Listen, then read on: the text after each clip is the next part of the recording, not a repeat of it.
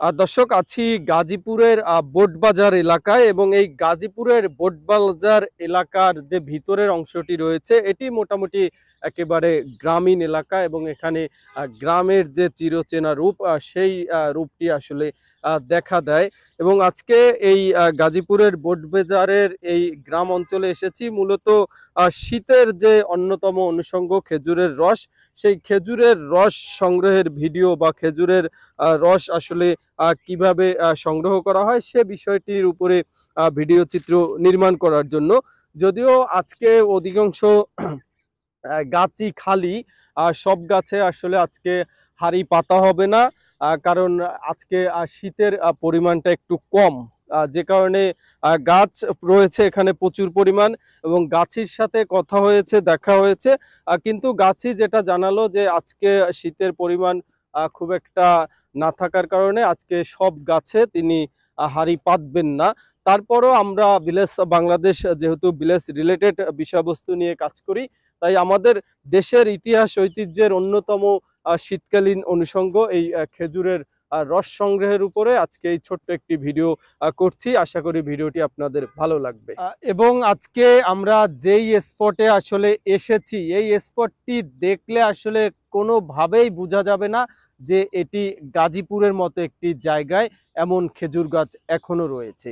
স্থানটি দেখলে মনে হয় যে একেবারে গ্রামীণ কোনো এলাকা, কিন্তু এটা একেবারে ঢাকার পার্শ্ববর্তী এলাকা এবং গাজীপুরের যে ইন্ডাস্ট্রিয়াল এরিয়া রয়েছে সেই এরিয়াটার একটু ওভারটেক করে একটু সামনের দিকে এগিয়ে গেলেই এরকম গ্রামের দৃশ্য এখনো দেখা যায়।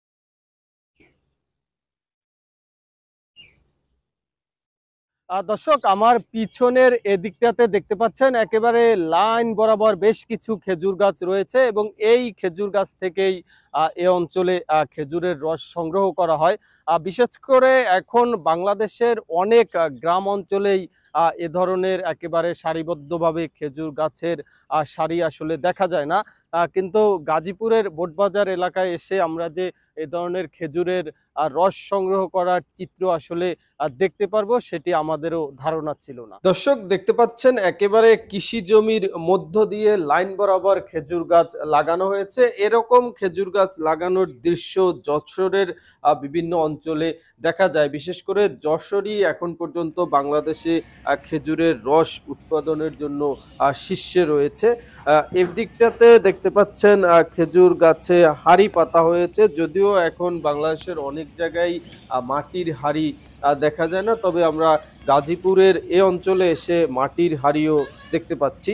সব মিলিয়ে এখানে খুব একটা বড় পরিসরে না হলেও ছোট পরিসরে এখন পর্যন্ত গাজীপুর, যেহেতু ঢাকার একেবারে পার্শ্ববর্তী অঞ্চল, এখানে খেজুরের রস খাওয়ার একটা সুযোগ রয়েছে। এবং যিনি গাছি রয়েছেন তার সাথে আমাদের কথা হয়েছে, বিশেষ করে ঢাকা সহ এর আশপাশে যে সমস্ত জেলা রয়েছে সে সমস্ত জেলার মানুষ মূলত শখের বয়সে খেজুরের রস খাওয়ার জন্য এই স্পটটিতে এসে থাকেন। এটি গাজীপুরের বোটবাজার এলাকার থেকে কিছুটা পশ্চিমে যেতে হবে। এই স্পটটির নাম আসলে খুব একটা ওরকম প্রচলিত নেই, তবে গাজীপুর বোটবাজারে এসে খেজুরের রসের সন্ধান করলে যারা ভ্যানওয়ালা আছে বা যারা রিক্সাওয়ালা আছে তারা অবশ্যই আপনাকে এই জায়গাটাতেই নিয়ে আসবে এবং এখানে আসলে মোটামুটি খেজুরের রস অবশ্যই খেতে পারবেন, এমনটাই জানিয়েছেন এখানে যিনি গাছি রয়েছেন সেই গাছি ভাই।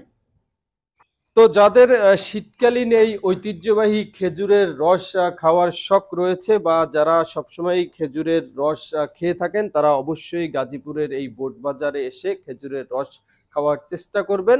আজকের মতো আমাদের এই ছোট্ট ভিডিওটি এ পর্যন্তই। সবাই ভালো থাকবেন। খোদা হাফেজ।